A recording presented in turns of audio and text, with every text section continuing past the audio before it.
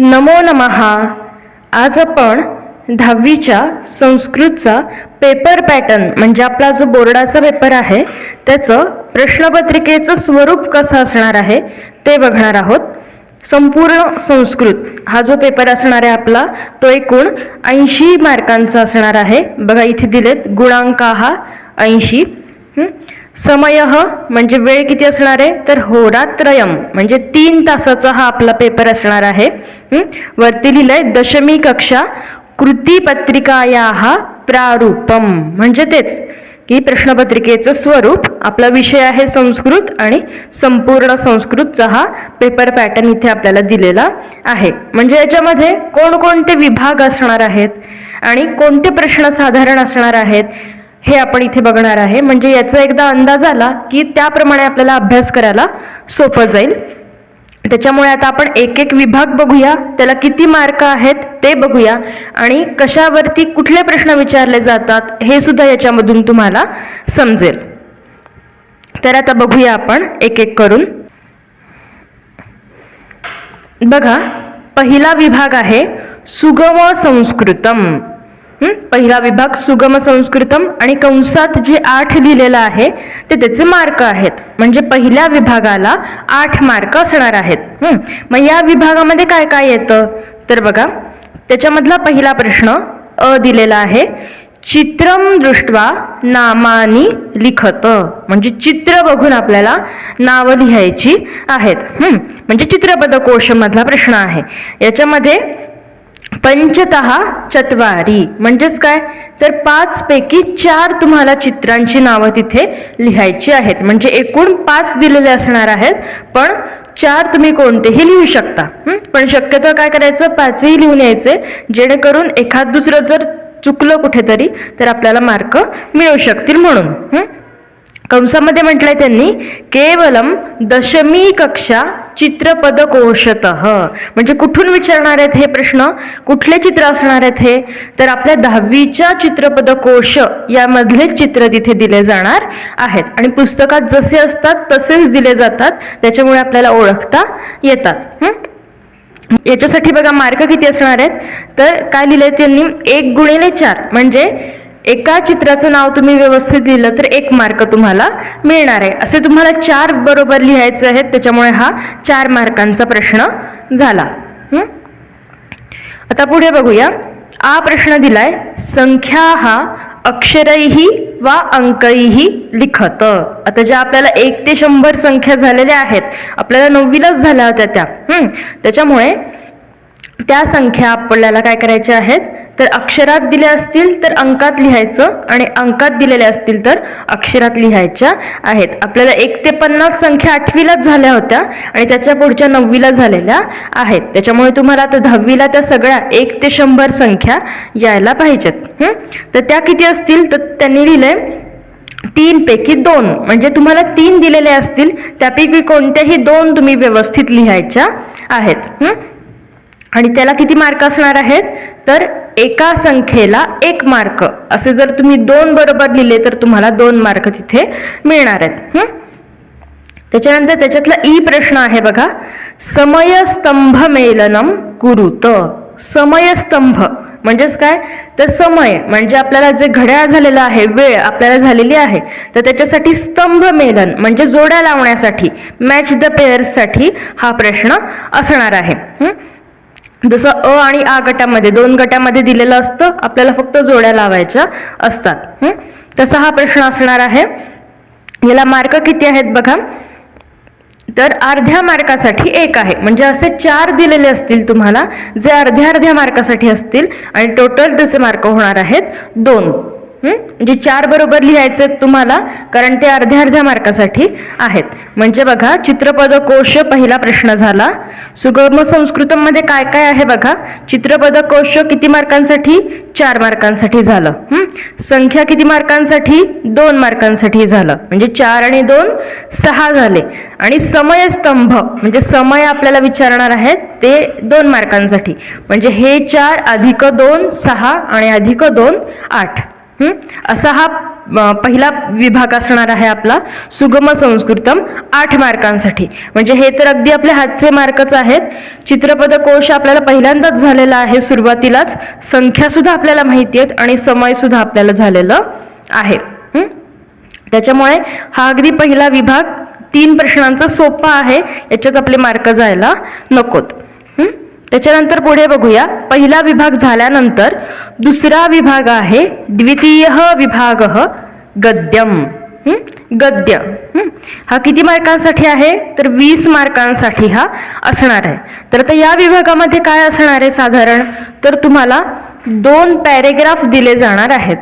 तुमच्या पुस्तकामध्ये जे तुम्हाला धडे झालेले आहेत त्यामधल्या कोणत्याही 2 धड्यांचे पॅरेग्राफ तुम्हाला इथे विचारले जाणार आहेत. आता बघूया त्यामध्ये प्रश्न कसे येतील. बघा त्याच्यामध्ये अ आहे गद्यांशम पठित्वा निर्दिष्टाः कृतीः कुरुत. गद्यांशम पठित्वा म्हणजे जो पॅरेग्राफ दिलेला आहे तो वाचून निर्दिष्टाः कृतीः कुरुत म्हणजे खाली दिलेल्या कृती करा असं त्यांनी म्हटलंय. म्हणजे जे खाली प्रश्न विचारले आहेत ते तुम्हाला सोडवायचे आहेत.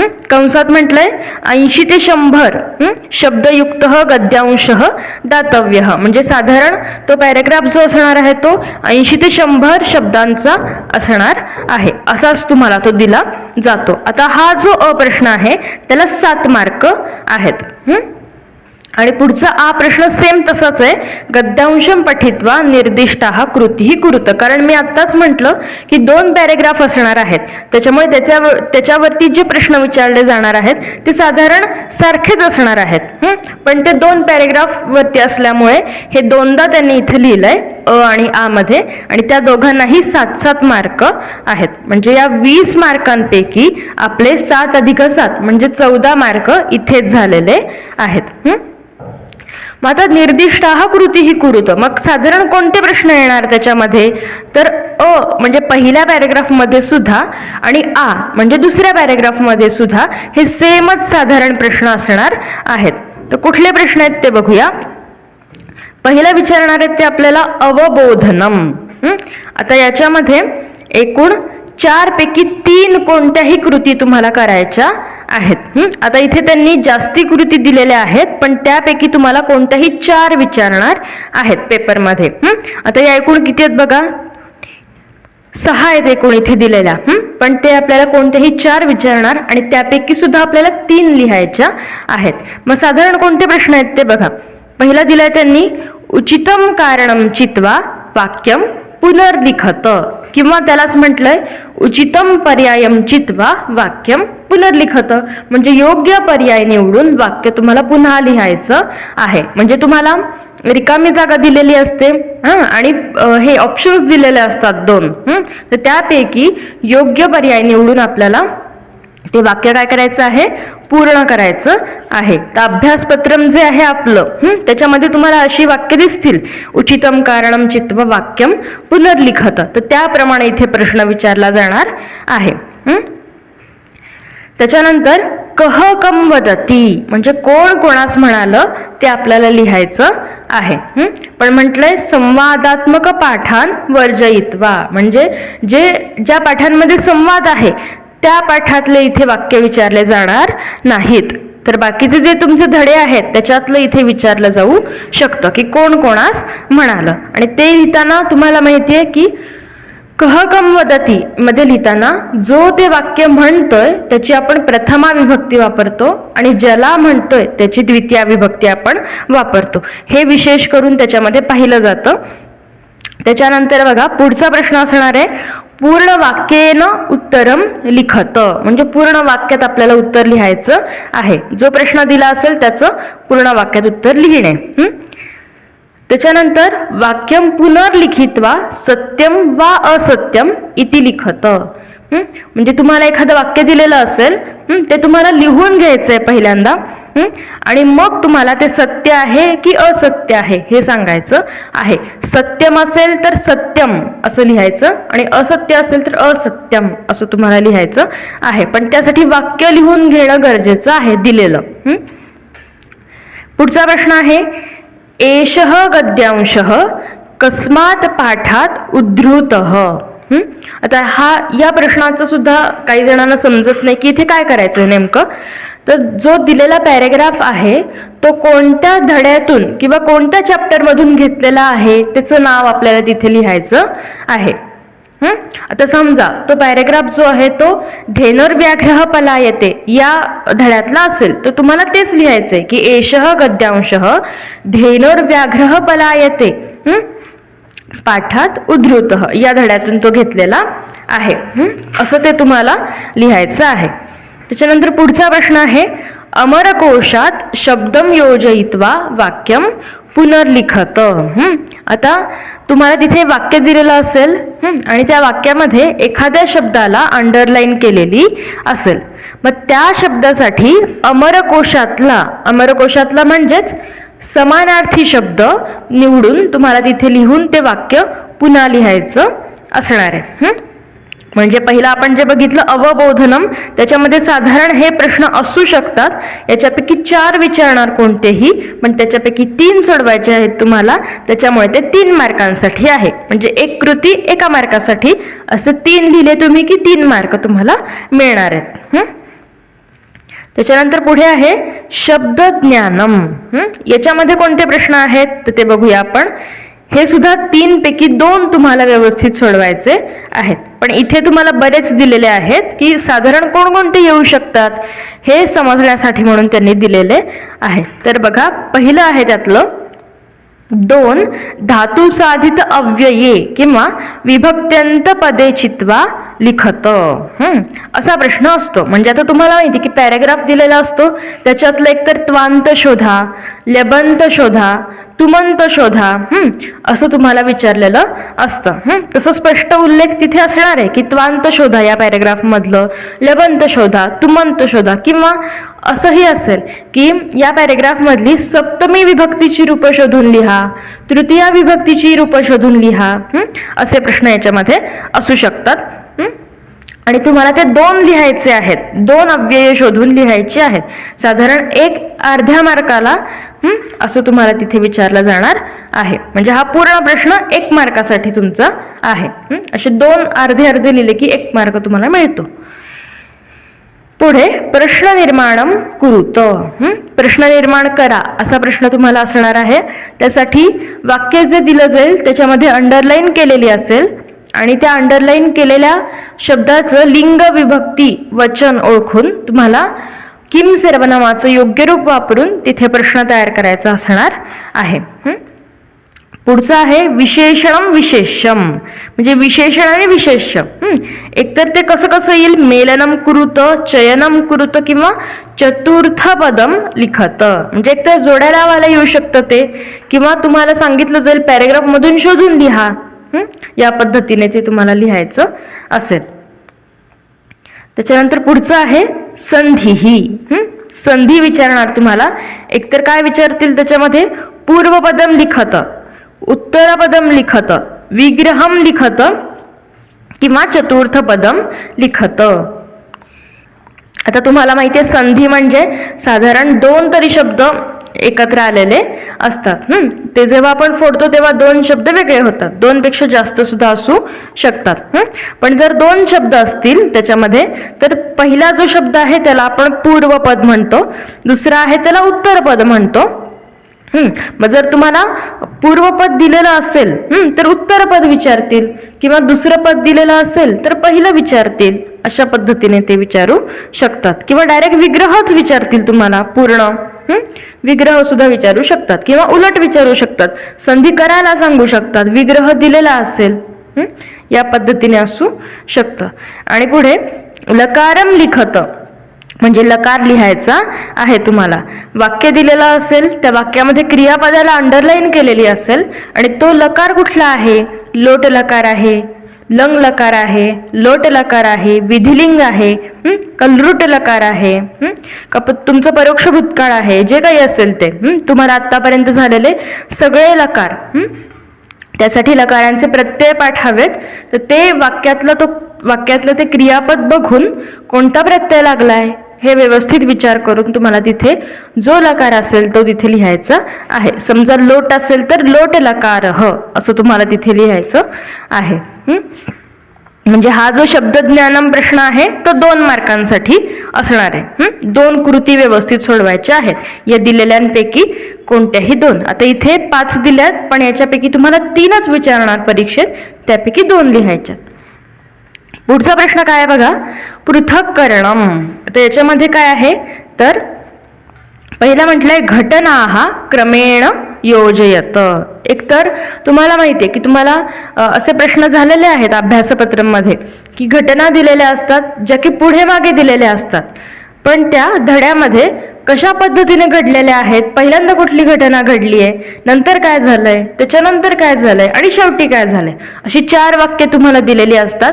ती तुम्हाला व्यवस्थित 1 2 3 4 जशा घटना घडलेल्या आहेत त्याप्रमाणे ते लावायच्या असणार आहेत. किंवा असा प्रश्न असेल रेखाचित्रम, मग त्याच्यामध्ये काय काय असेल तर जालरेखा असेल, वृक्षरेखा असेल, प्रवाही जालम, स्तंभपूर्णम किंवा शब्दपेटिका. तर तुम्हाला माहिती आहे जालरेखा चित्र आपण जसं पूर्ण करतो त्या पद्धतीने प्रश्न असेल विचारलेला, किंवा शब्दपेटिका वगैरे तुम्हाला भाषाभ्यासामध्ये झालेला आहे, स्तंभपूर्णम वगैरे त्या पद्धतीचा सुद्धा प्रश्न असू शकतो. हा जो पृथक्करणम प्रश्न आहे हा 2 मार्कांसाठी तुम्हाला असणार आहे. ठीक आहे, मग वरती बघा काय काय झालं आपलं. एकूण मी सांगितलं की 1 पॅराग्राफ 7 मार्कांसाठी आहे, त्यापैकी अवबोधनम मध्ये 3 मार्क मिळाले. त्याच्यानंतर शब्दज्ञानम मध्ये आहेत 2 मार्क, म्हणजे 3 आणि 2 5 झाले.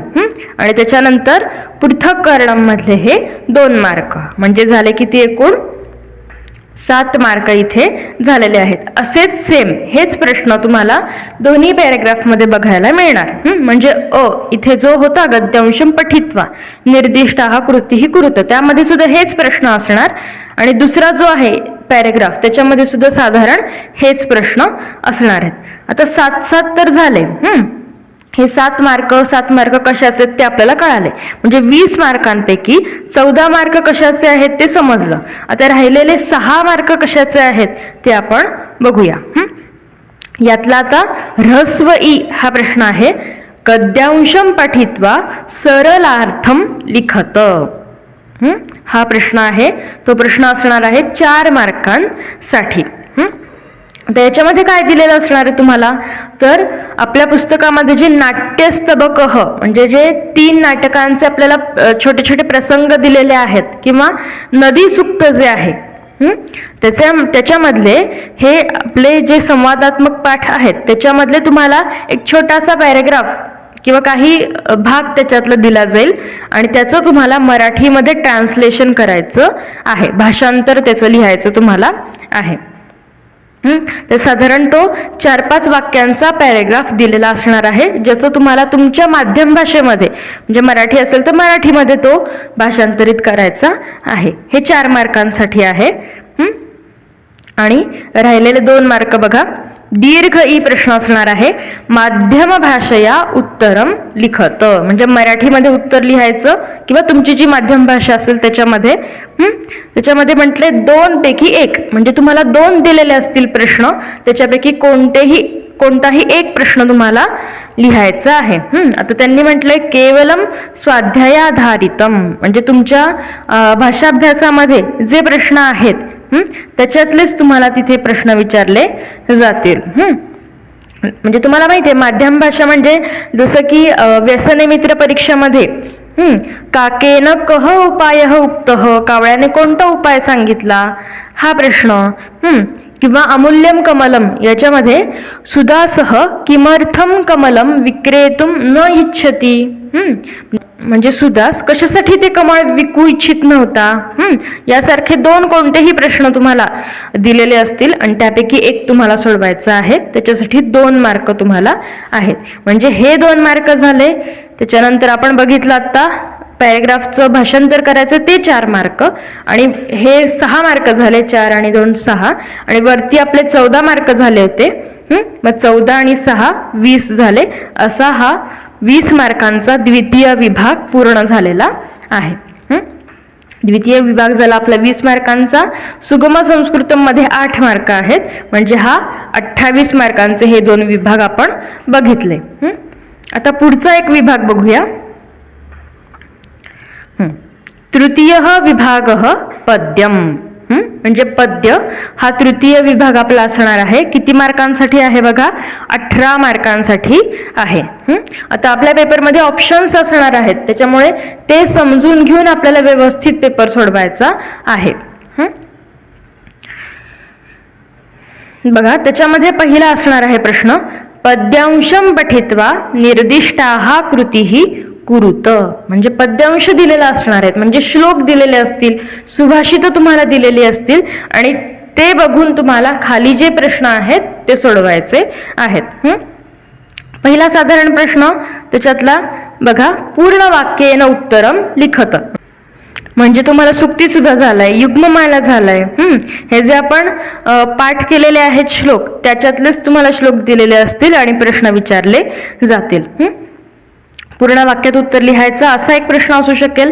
त्याच्यानंतर पद्यांशतः विशेषणम चिनुत, म्हणजे पद्यांशातलं तुम्हाला विशेषण शोधून लिहायचं आहे, किंवा जोड्या लावायला येईल ते, किंवा शोधून लिहायचं सुद्धा असं असू शकेल. त्याच्यानंतर संधी विचारलं जाईल, मग अशी आपण सांगितलं तसंच, एकतर पूर्वपद लिहा, उत्तरपद लिहा किंवा विग्रह करा, अशा प्रकारचा प्रश्न संधी विग्रहामध्ये विचारतील. आणि पुढचं असेल रेखाचित्रम, म्हणजे जाल रेखाचित्र असेल, अशा प्रकारे तुम्हाला एखादं विचारलं जाऊ शकतं. मग याच्यामध्ये सुद्धा म्हटलंय त्यांनी 3 पैकी 2 कृती तुम्हाला करायच्या आहेत. आता इथे दाखवलंय ना आपल्याला पहिल्या याच्यामध्ये क ख ग, तर याच्यापैकी तुम्हाला या 3 ज्या दिल्यात त्याच्यापैकी 2 करायच्यात कोणत्याही, त्या 2 मार्कांसाठी. आणि हे मात्र जे जालरेखाचित्र विचारणार आहेत ते तुम्हाला कंपल्सरी असणार आहे, त्याच्यामध्ये काही ऑप्शन नसणार आहे, ते सुद्धा 2 मार्कासाठी, म्हणजे 2 आणि 2 हे झाले 4 मार्क. त्याच्यानंतर त्यातला आ प्रश्न आहे, माध्यम भाषा उत्तरम लिखत, म्हणजे मराठी उत्तर लिहायचंय. हे मात्र सुक्ती सुधा युग्ममाला या पद्यावरती ते विचारणार आहेत. वरती जो होता माध्यम भाषया, इथे हा धड्यावरती आधारित असणार आहे, आणि इथे जो विचारलाय माध्यम भाषया तो मात्र तुम्हाला झालेल्या सगळ्या सुक्ती सुधा वगैरे या पद्यांवरती विचारला जाणार आहे. ते सुद्धा 2 प्रश्न असतील, त्यापैकी 1 लिहायचं आहे, ते सुद्धा 2 मार्कांसाठी, म्हणजे आतापर्यंत 6 मार्क झाले. इथे 2 मार्क, त्याच्यानंतर हे जाल रेखाचित्राचे 2 मार्क आणि माध्यम भाषाचे 2, म्हणजे 6 मार्क झाले. आता बघूया पुढे. ह्रस्व ई प्रश्न आहे, पद्ये शुद्धे पूर्णेच लिखत, म्हणजे काय करायचं तुम्हाला, तर श्लोक शुद्ध आणि पूर्ण लिहायचा आहे. त्याच्यामध्ये सुद्धा कसं असणार आहे बघा, ऑप्शन आहेत त्याच्यामध्ये सुद्धा. क याच्यामध्ये एक 4 ओळींचा पद्य तुम्हाला दिलेला असणार आहे, जो पूर्ण करायचा आहे. सुरुवात आणि शेवट दिलेलं असतं, तुम्हाला मधलं सगळा श्लोक तुम्ही लिहायचा असतो. तर 2 असे 4 ओळींचे श्लोक दिलेले असतील, त्यापैकी कोणताही एक तुम्हाला व्यवस्थित लिहायचा आहे. आणि खाली लिहिलंय 2 पंक्तियुक्तम पद्यम, म्हणजे 2 ओळींचा श्लोक दिलेला असणार आहे, असे 2 असतील, त्यापैकी कोणताही एक, म्हणजे तुम्हाला 4 ओळींचा एक श्लोक लिहायचा आहे आणि 2 ओळींचा एक श्लोक लिहायचा आहे. हे जर तुम्ही बरोबर लिहिलं तर तुम्हाला इथे 6 मार्क मिळणार आहेत. म्हणजे 4 ओळींचा जर तुम्ही श्लोक लिहिला तर तिथे 4 मार्क मिळणार, आणि 2 ओळींचा व्यवस्थित श्लोक लिहिला तर तिथे 2 मार्क तुम्हाला मिळणार आहेत. पुढे आहे दीर्घ ई प्रश्न, अन्वयम पूरयत, म्हणजे अन्वय तुम्हाला करायचा आहे, पूर्ण करायचं आहे. जसं की इथे लिहिलंय बघा, सुक्ती सुधातः तथा युग्ममालातः एव अन्वयः प्रष्टव्यः, म्हणजे फक्त सुक्ती सुधा आणि युग्ममाला याच्यातलाच अन्वय तुम्हाला ते विचारणार. आता अन्वय म्हणजे काय, तर आपले जे श्लोक आहेत सुक्तीसुधेतले किंवा युग्ममालेतले, तर त्याच्या खाली तुम्हाला एक ओळ लिहिलेली दिसते बघा अन्वयाची, तर ते तुम्हाला इथं विचारणार. मात्र त्याच्यामध्ये रिकाम्या जागा असणार आहेत, 4 रिकाम्या जागा असणार आहेत. तुम्हाला श्लोक नाही देणार आहेत ते पूर्ण, अन्वयच थोडीशी सुरुवात वगैरे असेल, फक्त त्याच्यामध्ये मध्ये मध्ये जागा असणार आहेत 4, आणि त्या तुम्हाला फिलअप करायच्या आहेत. हा प्रश्न आहे 2 मार्कांसाठी. आणि शेवटचा प्रश्न आहे यातला सरलार्थम लिखत. म्हणजे आपल्याला श्लोकांचा अर्थ लिहायचा आहे. तर 3 पैकी 2 लिहायचे आहेत. आता इथे कुठले श्लोक विचारणार आहेत तर ते दिलंय त्यांनी वाचन प्रशंसा आणि मानवता धर्म. वाचन प्रशंसा आणि मानवता धर्म यातले श्लोक तुम्हाला सरलार्थासाठी विचारणार आहेत. मग कोणतेही 2 श्लोक बरोबर लिहायचे आहेत. कोणतेही 2 श्लोकांचे अर्थ व्यवस्थित लिहायचे आहेत. ते 4 मार्कांसाठी. म्हणजे आता पहिल्यापासून आपण बघूया किती मार्क झाले. बघा इथे पहिला जो आहे पद्यांशम पठित्वा निर्दिष्ट हा कृती ही कुरुत 2 करायचे आहेत. तिथे 2 मार्क झाले आपले. त्याच्यानंतर ज्याला रेखाचित्रामध्ये 2 म्हणजे 4 मार्क झाले. माध्यम भाषयामध्ये 2 6 मार्क झाले. त्याच्यानंतर हे श्लोक जे लिहायचे तो एकूण प्रश्न 6 मार्काचा आहे. म्हणजे 6 आणि 6 12 झाले. त्याच्यानंतर अन्वय आपल्याला लिहायचा आहे तो 2 मार्कांसाठी म्हणजे 14 मार्क झाले. आणि सरल अर्थ लिहायचा आहे ते 4 मार्कासाठी म्हणजे 14 आणि 4 18. अशा प्रकारे हा 18 मार्कांचा तृतीय विभाग आहे पद्य. तर आता आपण तृतीय विभागापर्यंत बघितलेला आहे. पुढे राहिलाय चतुर्थ विभाग लेखन कौशलम आणि 5वा विभाग भाषाभ्यासह आणि एक शेवटचा 6वा विभाग आहे अपठितम जिथे अनसीन पॅसेज आणि तुमच्या अभ्यासक्रमामध्ये नसलेले श्लोक सुद्धा तुम्हाला तिथे विचारले जाणार आहेत. तर याच्यामध्ये साधारण कोणते प्रश्न असतील हे आपण पुढच्या व्हिडिओमध्ये बघूया. आत्तापुरतं आपण हे 3 विभाग बघितलेले आहेत. त्याच्यावरती साधारण कोणते प्रश्न असणार आहेत हे तुम्हाला समजलं असेल आणि त्यानुसार आता आपल्याला अभ्यास करायचा आहे. तुम्हाला एकदा का प्रश्नपत्रिकेचं स्वरूप व्यवस्थित समजलं की तुम्हाला पेपरमध्ये साधारण पहिला विभाग कुठला आहे दुसरा कुठला आहे हे जर व्यवस्थित समजलं तर तुम्हाला पेपर सोडवण्यासाठी सोपं जाणार आहे. त्याच्यामुळे हे आधी आपण बघूया आणि त्यानुसार तुम्ही तुमचा अभ्यास करू शकता. ठीक आहे. तर पुढच्या व्हिडिओमध्ये आपण राहिलेले विभाग सुद्धा पूर्ण करूया. तुम्हाला जर माझे व्हिडिओ आवडत असतील तर व्हिडिओला लाईक करा, शेअर करा, आपल्या मित्रमैत्रिणींना शेअर करा आणि चॅनलला सबस्क्राईब करा. चला तर पुन्हा भेटूया पुढच्या भागात. पुनर्मिलामः. धन्यवाद.